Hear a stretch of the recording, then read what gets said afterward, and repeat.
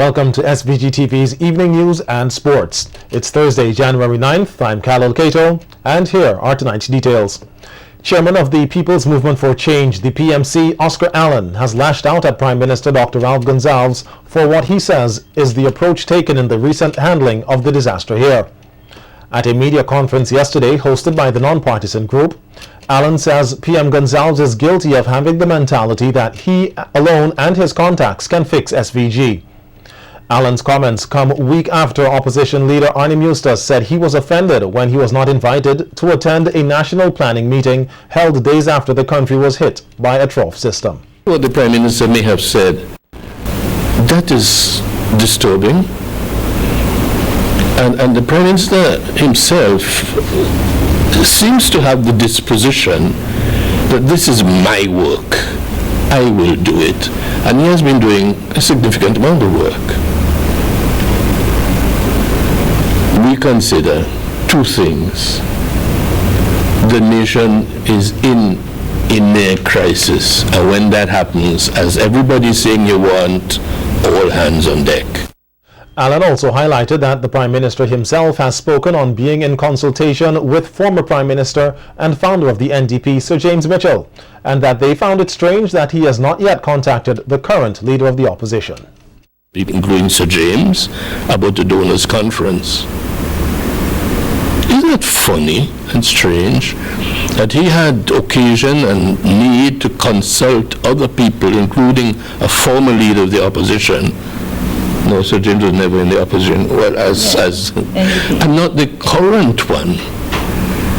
That's distasteful, and one should not take the Prime Minister's explanations as if they are without merit for criticism.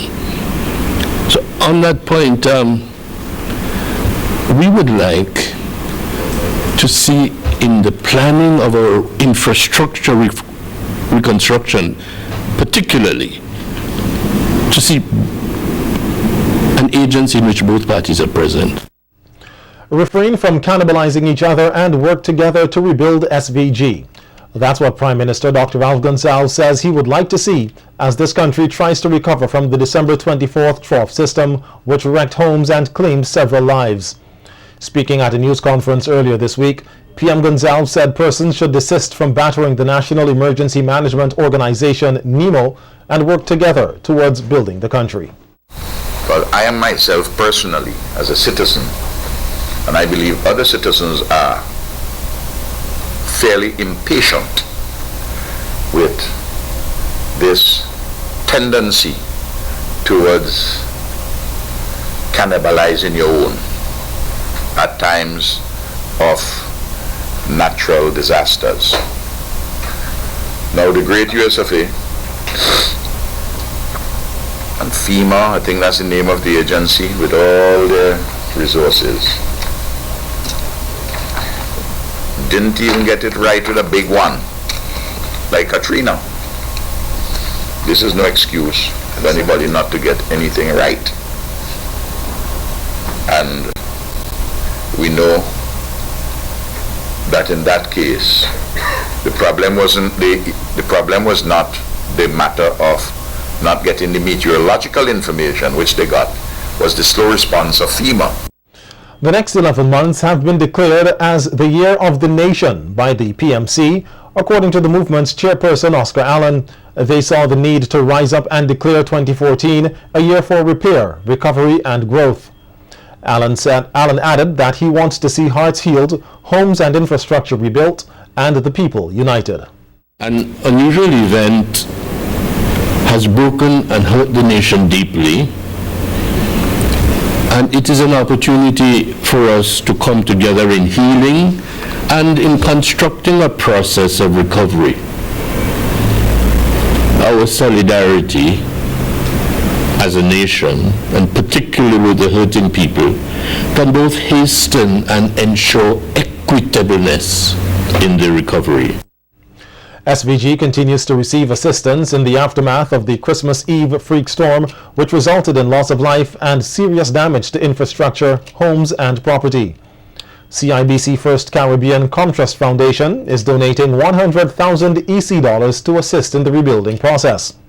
According to the bank, these funds will support a number of areas including education and medicine. $10,000 is expected to go towards school supplies for children who lost these items in the flood. $25,000 to the Milton Cato Memorial Hospital, $20,000 to be used by the Sports and Social Activities Committee for staff outreach, $40,000 to NEMO for food items and toiletries, with an additional $5,000 to cover the cost of transporting the items to the shelters across the island.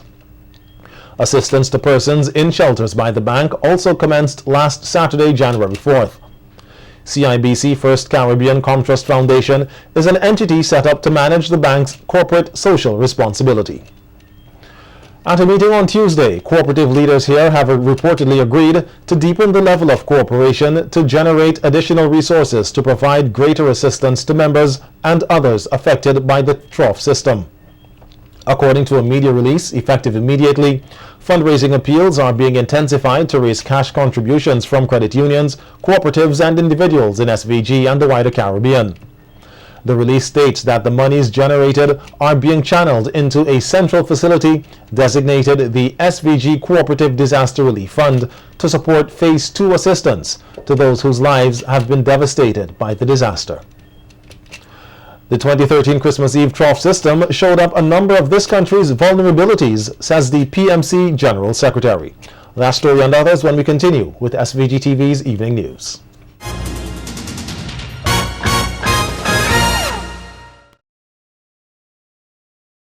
Welcome back to the Evening News. General Secretary of the People's Movement for Change, the PMC, Ronnie Daniel, is of the view that the 2013 Christmas Eve trough system exposed a number of this country's weaknesses. Daniel said this country has many sectors that need a lot of attention. While it is true that there is certain sectors and certain physical areas of our country is more susceptible to disasters of one kind or another.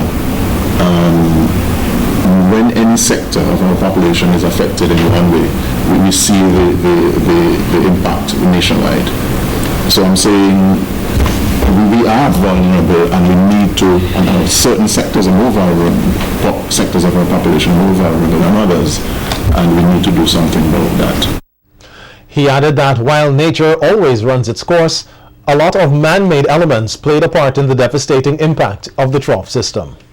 Again, we've been told post-Thomas, or just right after Thomas, by forestry officials that a lot of illegal, unhealthy practices are taking place in our hills, in our forests. In spite of the fact that the department has and continues to do significant work, we saw the evidence of that on Christmas Eve and subsequently, in terms of the logs that came down, the debris, the plastic. And PM Gonzalez says much time needs to be spent dealing with what he calls a ticking time bomb in the forest as it relates to the terrain, the soil, whenever there is excessive rainfall. The amount of trees, the number of trees that are fallen. Heavy logs, the earth is sodden, and if you have 10 inches of rainfall in 4 hours, 4.5 hours, the way those trees can tumble out. And then, all those trees are not down yet. And another big set of rainfall may bring them down and cause untold damage again. So that problem has to be addressed.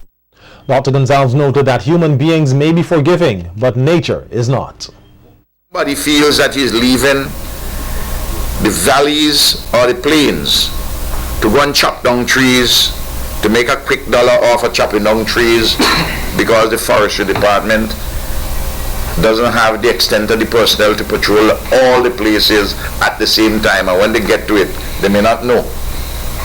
Or somebody feels that they can get up there and denude hillsides to plant marijuana, chop down the trees, and they will chop them down and leave roots and so on along with the trees or logs still there after they have used. They have to go somewhere. And if we treat nature in this manner, and our forests in particular, we will continue to pay.